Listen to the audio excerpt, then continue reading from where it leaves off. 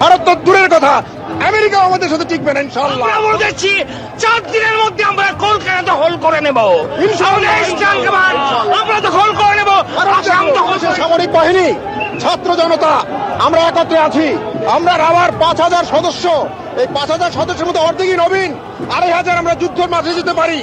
আর এর সাথে যদি 30 লাখ ছাত্র জনতা যোগ হয়, তাহলে ভারত তো দূরের কথা, আমেরিকা আমাদের সাথে টিকবে না ইনশাআল্লাহ। আমি মেজর শরীফ, আমি বলে দিচ্ছি ভারতকে যে ট্রেনিং আমরা নিয়েছি, যে যুদ্ধ আমরা করেছি, আমরা শুধু 2 লক্ষ সৈনিক না, আমাদের সাথে 18 কোটি জনগণ আছে। আমাদের ট্রেনিং, আমাদের দক্ষতা ভারতের চেয়ে অনেক বেশি।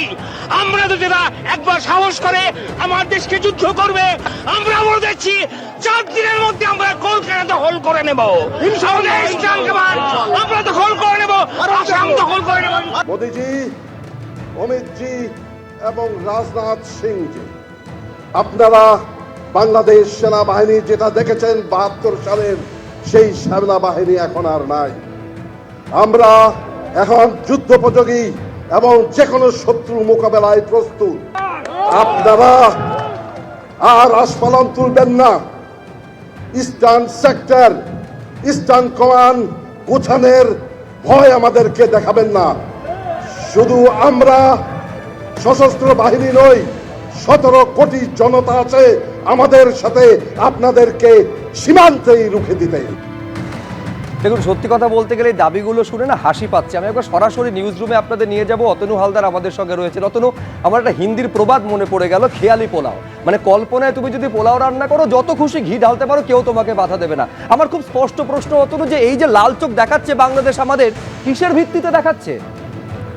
দেখো, এটা তো একদম বোঝাই যাচ্ছে যে দেশের মানুষকে বোকা বানিয়ে তাদের মধ্যে ভারত বিদ্বেষের জন্ম দেওয়ার জন্য পরিকল্পিতভাবে অবসরপ্রাপ্ত এই সেনাকর্তারা এই জিনিসটা করছেন। নাহলে এই অবসরপ্রাপ্ত সেনাকর্তারা যে সমস্ত কথাবার্তা বলছেন এবং প্রকাশ্যে বলছেন, এবং যেভাবে বাংলাদেশের মানুষকে এই সমস্ত কথাবার্তা দিয়ে ভারতের বিরুদ্ধে বিদ্বেষ ছড়ানোর চেষ্টা করছেন, এতে বোঝাই যাচ্ছে যে এটা মিথ্যা আস্ফালন ছাড়া কিছু নয়। যদি তুমি ইতিহাসের দিকে তাকাও তাহলেও বুঝতে পারবে এটা মিথ্যা আস্ফালন। যদি তুমি এখনকার পরিসংখ্যানের দিকে তাকাও তাহলেও বুঝতে পারবে যে এটা মিথ্যা আস্ফালন। কেন বলছি? আমি প্রথমে পরিসংখ্যানের কথাটা বলি।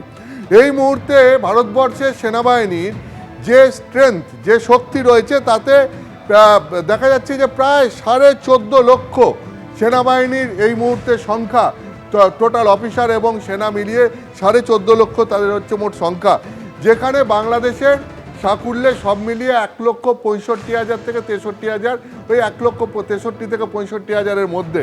মানে তুমি বুঝতেই পারছো, বেশ কয়েক গুণ ভারতবর্ষের সেনাবাহিনীর সেনা এবং অফিসারদের সংখ্যা বেশি। এবং তুমি যদি দেখো যে ট্যাঙ্ক, যে তোমার মনে আছে নিশ্চয়ই যে 71-এর যুদ্ধে এই ট্যাঙ্ক অত্যন্ত গুরুত্বপূর্ণ ভূমিকা নিয়েছিল, এবং সেই ট্যাঙ্ক এখন ভারতের হাতে কটা? ভারতের হাতে 4,614টা ট্যাঙ্ক আছে। বাংলাদেশের হাতে কটা? মাত্র 320টা। এরা কিভাবে ভারতবর্ষের সঙ্গে যুদ্ধ করবে? 4 দিনের মধ্যে কলকাতা দখল করতে গেলে তো ওই আর্টিলারি বাহিনী নিয়ে এগোতে হবে, ওই ট্যাঙ্ক নিয়ে এগোতে হবে। 320টা ট্যাঙ্ক নিয়ে 4,600 যে দেশের ট্যাঙ্ক আছে তাদের বিরুদ্ধে লড়া যায় না, লড়ার কথা ভাবাও যায় না।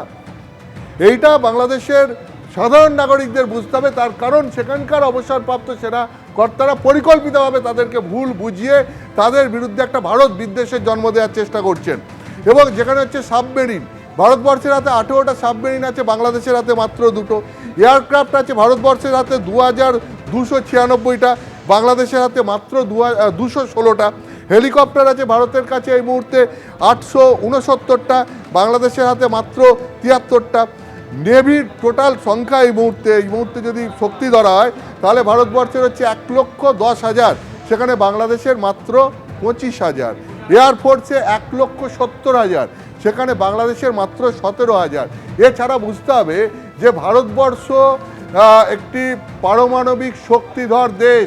বিশ্বের গুটি কয়েক দেশের মধ্যে ভারতবর্ষ একটি যারা পারমাণবিক শক্তিধর, ফলে সেই পারমাণবিক শক্তিধর এবং যাদের এই রকম এত বড় সেনাবাহিনী রয়েছে, বিশ্বের প্রায় 4র্থ সেনাবাহিনী যে শক্তি, তাতে সেই দেশের বিরুদ্ধে লড়াটা চারটিখানি বিষয় নয়, সেটা বাংলাদেশও জানে।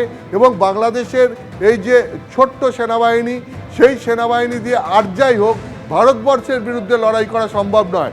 1971 সালে, আমি এবার ইতিহাসের কথায় আসি, 1971 সালে যখন বাংলাদেশের মুক্তিযোদ্ধাদের নিয়ে ভারতবর্ষের এই সেনাবাহিনী যুদ্ধ করেছিল পাকিস্তানের বিরুদ্ধে, এবং পাকিস্তানের 93,000 খান সেনা ভারতীয় সেনাবাহিনীর কাছে আত্মসমর্পণ করতে বাধ্য হয়েছিল।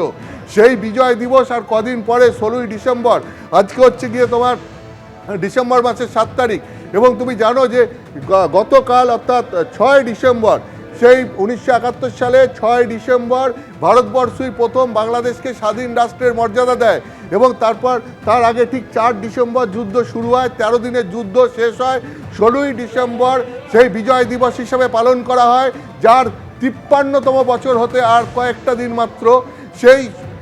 সেই সময় 93,000 পাকিস্তানি সেনা ভারতবর্ষের সেনাবাহিনীর কাছে আত্মসমর্পণ করেছিল।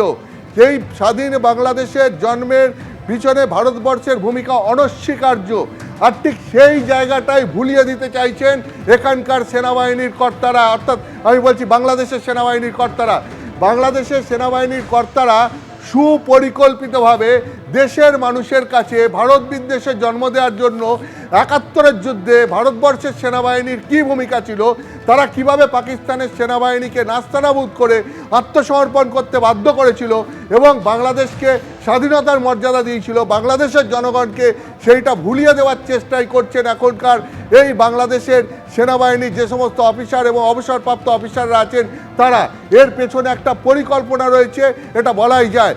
ফলে এই বিষয়টা এখন দেখার যে কতটা এই নিয়ে বাংলাদেশ আর কোনো কৌশল অবলম্বন করে কিনা। এর প্রসঙ্গে আমি তোমাকে শেষ যে বিষয়টি বলে রাখবো, সেটা হচ্ছে সম্প্রতি কেন্দ্রীয় গোয়েন্দা বাহিনীর সূত্রে একটি খবর এসেছে যে 6টা অত্যাধুনিক ড্রোন বাংলাদেশ বিদেশ থেকে কিনেছিল। সেই 6টা ড্রোনকে এর আগে আমাদের পশ্চিমবাংলা সীমান্তের কাছাকাছি ব্যবহার করতে দেখা যায়নি, কিন্তু যেটা সম্প্রতি কেন্দ্রীয় গোয়েন্দা বাহিনীর সূত্রে খবর, সেই 6টি ড্রোন সীমান্তের কাছাকাছি উড়িয়ে বাংলাদেশ একটি মহড়া দিয়েছে।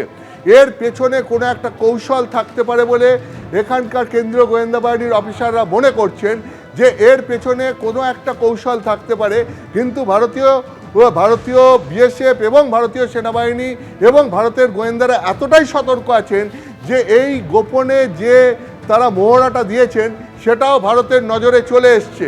ফলে এই বাংলাদেশের মধ্যে এখন তাদের সেনাবাহিনীর মধ্যে, তাদের এখনকার সরকারের মধ্যে কোনো একটা কুমতলব থেকে থাকতে পারে, সেটা কিভাবে তারা প্রয়োগ করে সেটা এখন দেখার। কিন্তু এ ব্যাপারে যথেষ্ট সতর্ক আছে ভারতীয় সেনাবাহিনীও। এবং এই 4 দিনের মধ্যে কলকাতা দখল করার যে মিথ্যা আস্ফালন বাংলাদেশের সেনাবাহিনীর অবসরপ্রাপ্ত অফিসাররা করছেন, এ নিয়ে ভারতবর্ষের কেউ কোনো চিন্তিতই নন, এটাকে একদম ফুৎকারে উড়িয়ে দিচ্ছেন, কারণ তারা পরিষ্কার বুঝতে পারছেন এটা একদম বাংলাদেশের স্টান্টবাজি। তাদের দেশের মানুষকে বোকা বানানোর কাজ করছেন বাংলাদেশেরই এই অবসরপ্রাপ্ত সেনাকর্তারা। ফলে এটাকে ভারতের সেনাবাহিনী বা এখানকার অবসরপ্রাপ্ত সেনাকর্তারা কেউই কোনো গুরুত্ব দিচ্ছেন না। সুপ্রজিৎ, ধন্যবাদ অতন।